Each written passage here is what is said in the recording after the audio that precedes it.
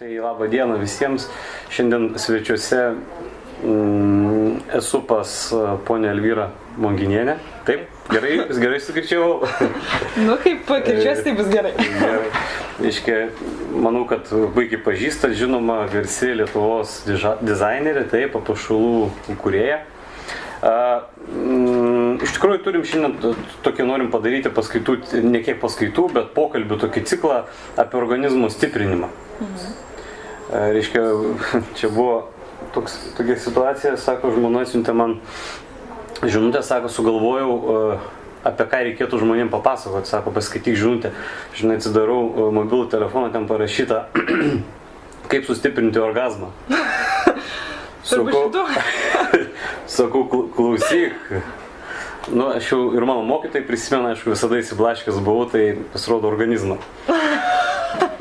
Taip norėjau paklausti. Jo, sakau, tai va, pakalbėkim trumpai tada, kaip jūs stiprinat savo organizmą. Elvyra turbūt daug keliauja, taip? Taip, iš tikrųjų daug. Ir mažai laiko skiriam savo. Bet dabar jau laikas pradėti savim rūpintis. O sakykim, kiek laiko užima ta, subalansuota mityba, kiek kartų per dieną apie tai pagalvoju, kad, valgiau, nevalgiau, ką valgiau? Vieną kartą vakare. Vieną kartą vakare, supratau. Jo, tada paklausiu dar kitą tokį, pakankamai dažnai šitą klausimą mėgstu paklausti, ar mėgsti riebalus vartoti, ar jūsų šeima vartoja riebalus? Nu, žinokit, ne turbūt. Ne, nedaug. Jo, tai čia, žinokit, yra pagrindinė viena iš didžiausių klaidų, nes mes kai pagalvojam, ar tu mėgsti riebalus, ar tu, tokį klausimą užduot, galvoju, nesveikas, ką iš čia klausiu, taigi čia nesveika, taip, dažnai mums patys riebalai, jie asocijuojasi su kažkokiu tai blogiu. Pasirodo, taip nėra, didžiausia mūsų klaida yra per didelis angliavandenių vartojimas. Cukrai, įvairūs saldumynai, miltiniai produktai ir taip toliau, taip toliau. Ir reiškia, sąmoningai mes ribodami tos riebalus, taip, mes dažnai, mūsų organizmas negauna labai svarbių riebaluose tirpių vitaminų ir biologiškai aktyvių lipidų, kas yra labai svarbu. Todėl, kodėl šiandien aš labai džiaugiuosi, kad galiu pasikalbėti su jūsų šeima, taip, kadangi tinkamų riebalų, lipidų vartojimas yra svarbus ne tik suaugusiam, bet ir nuo mažų vaikų iki senjorų. Ir tokiems, taip? Taip. Tai ką mes padarėm? Mes padarėm kartu su Vokietijos partneriais, reiškia, sukūrėm tauriuosius riebalus. Augalinius ir žuvinius. Augaliniai, žuviniai, mėlyni. Taip, ką mes padarėm, reiškia, mes čia sukoncentravom tauriuosius lipidus bei vitaminus, kurie tirpus yra riebaluose. Reiškia, kodėl dabar ta tema organizmo stiprinimas? Mes galvojam, kaip šitą naujieną pristatyti žmonėms, ką jis daro. Pasirodo, taurieji riebalai atlieka labai daug funkcijų. Dabar, jeigu kalbam apie vaiką, ypatingai naujagimį nuo faktiškai kelių savaičių, jam reikėtų vartoti žuvinius tauriuosius riebalus. Kodėl? Dabar, visada mėgstu paprastai žmonėms paaiškinti, kodėl. Todėl, kad, mes jau, nors esam jūrinė valstybė, bet tos žuvies tikrai mažai vartojam, o žuvy yra ko? Yra EPR, DH rūgštis, kurios yra svarbios vaikui, jau naujagimui, kam smegenų vystymuisi. Reiškia, smegenų funkcijai palaikyti. Vaikui taurieji žuviniai augalai reikalingi kaulų sistemai, dantims, imuniniai sistemai. Valdai, įdomus dalykas, tarp kitko. Valdas sportuoja, jis sportuoja regbį, taip, ir daug metų tai daro. Aš irgi esu aktyvus sportininkas, važinėju su dviračiu jo. Ir tarp kitko tą darau 6 kart per savaitę, labai aktyviai. Bet ką noriu pasakyti, įdomus dalykas. Reiškia, prieš mėnesį laiko pasidariau pilną kraujo tyrimą. Atrodo, važinėju lauke prieš saulę, ne? Visi parametrai gerai, vitaminas D3 žemiau normos ir labai stipriai žemiau normos. Pas mane irgi. Tas pats? Taip, bet aš dariausi žiemą tą tyrimą. Aš dariau vasarą ir visgi tas pasiteisina, kad mūsų tas saulės intensyvumas, jis yra, aišku, vasarą gana stiprus, bet nepakanka to, kad turėtume pakankamai vitamino D3. Va čia yra tas vitaminas D3. Taip, kuris, palaiko tą mūsų imuninę sistemą.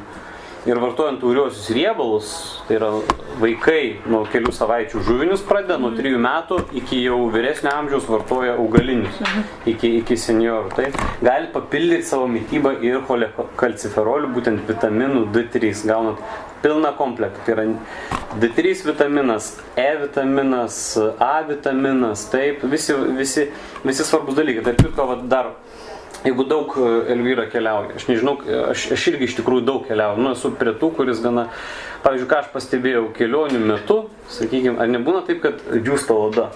Ne, tai čia mums moterims, aš taip galvoju, tik tai jis būna. Jo, man ypatingai jaučiasi, aš visat galvodavau, kad, ko gero, aišku, yra tų faktorių dehidratacija, ten lėktuvė lygtais neatsigeri, tokia tam tikra stresinė būsena kelionė, yra laukimas, taip, bet vėlgi, odos džiūvimas irgi susijęs su, vienas iš priežasčių gali būti mažas lipidų vartojimas, įvairios dietos. Taip, vėlgi, čia yra vitamino A, kuris yra labai naudingas mūsų odos funkcijai, yra vitaminas E, antioksidantas. O aš galiu paklausti, pavyzdžiui, jeigu vartojant nebus, kad svorio priaugs, arba valgyt labiau norės? Ne, nei šito nebus, svorio nepriauksit, nes jūs vartosit po kelis arbatinius šaukštelius per dieną. Ne, bet tarkim nėra, kad organizmas norėtų daugiau maisto, nes moterim tai yra aktualu, man atrodo. Ne. Šitas kaip tik yra toms, kurios laikosi dietų, nes dažnai, tos dietos būna paremtos su mažesniu kalorijų kiekiu ir gauna mažiau lipidų, tai pradeda džiūti ta oda. Kas būtent mažiau valgo, labai tą pajaučia. Tai tikrai nenorėsit ir tai tikrai nėra susiję, o kaip sakyt, savo organizmą, kaip aš vadinu, pastiprinsit iš vidaus. Ką dar D grupės vitamino man irgi trūksta iš tikrųjų ir labai. Aš manau, tai yra puikus dalykas, kad vis tiek reikia kažką tai daryti, vartoti. Ir aš manau, kad dabar bent jau taip sako tyrimai, kad iš tikrųjų daug žmonių D grupės vitamino trūkumo labai dalykai. Jo, čia labai gerai pasakė, iš tikrųjų apie tai kalba ir visa medikų visuomenė, ir krūva yra mokslinių straipsnių išpublikuota, kad tas vitaminas D3 jo tikrai mums trūksta visiems, būtent to regiono gyventojams. Ir aš manau, kad ir plaukų slinkimas, tiek mūsų nervinė pusiausvyrą, ta prasme, nuovargis, tai yra, man atrodo, D grupės vitamino trūkumas tikrai. Riebaluose tirpių vitaminų trūkumas, taip, plačiaja prasme. O šiaip aišku, dar yra vitaminas K2 augaliniam, taip, menachinonas. Girdėjote, menachinonas 7 keiksmažodis, ar ne? Mano svajonė buvo dar 2009 metais atvežti šitą medžiagą, veikliąją medžiagą į Lietuvą. Ir ką daro menachinonas 7 norvegai. Čia ne kokie baltarusai ar badai, žinot, kai mėgsta ten tos tokius paimti egzotiškus akademikus, mokslininkus, kurie stebuklų pridarė. Iš tikrųjų, norvegui ypatingai daug su menachinonu darė labai rimtų tyrimų ir kaip jisai veikia. Jeigu menachinono trūksta menachinono mūsų organizme, mūsų kaulai nebeįsavina kalcio. Ką jis daro tas menachinonas? Jis kaip autobusas privažiuoja prie kalcio molekulės, jį prikabina tą, įsisodina ir transportuoja į kaulinį audinį. Tai yra, manau, svarbu tikrai. Taip. Tai būtent esantis augaliniam, šitame yra K1 vitaminas, jisai veikia šiek tiek kitaip, jis daugiau yra kraujų svarbus, o čia yra K2 vitamino. Taip, jisai jo kauliniam audiniui formuotis. Yra tiesa ir kitų studijų, kad jeigu ten to kalcio pakankamai to trūksta menachinono, gali pasidėti vadinami kalcifikuotis kraujagyslės, aterosklerozės procesai aktyvintis, taip toliau. Bet šiaip iš principo kaulų funkcijai palaikyti puikus, sveikas, geras produktas. Tai mano sportininkams tinka? Tinka. Ne tik tavo sportininkams. Ir tau.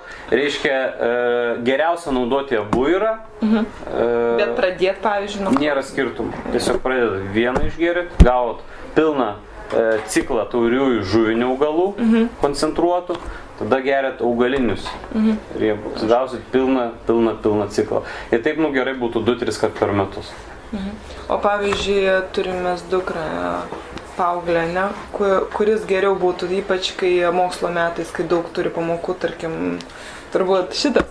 Jo, nes šitas smegenų funkcijai, taip. Tai gerai, super, žinosim. Tarp kitko, šitam žuviniam nerasit omega-6 sudėty, tai rodo, kad žuvinės omegos nėra atskiestas augaliniais pigiais kokiais aliejais. Supratau. Tai va, čia yra koncentratas, tai va tos būtent DH rūgšties, kuris smegenų funkcija yra naudinga, dukrytėje gali drąsiai, reguliariai duoti šitą naudoti kiekvieną dieną. Tai man 3. Neklausimas, o žmogui vienas buteliukas. Vienas ciklas, vienas buteliukas vienam žmogui. Taip. Tiek vaikams, tiek suaugus. Taip. Vienam žmogui vienas buteliukas. Taip. Super. Aišku, šeima pradžioje gali pradėti dalintis. Ne, tai reikia dalintis. Tai va, gerai, spaudžiu ranką, linkiu jūsų gražiai šeimai toliau būti aktyviais, gražiais, lieknais, spindinčiais, tokie kokie esat. Ir aišku, visada rūpinti savo sveikatą. Ačiū labai. Spaudžiu ranką. Ačiū.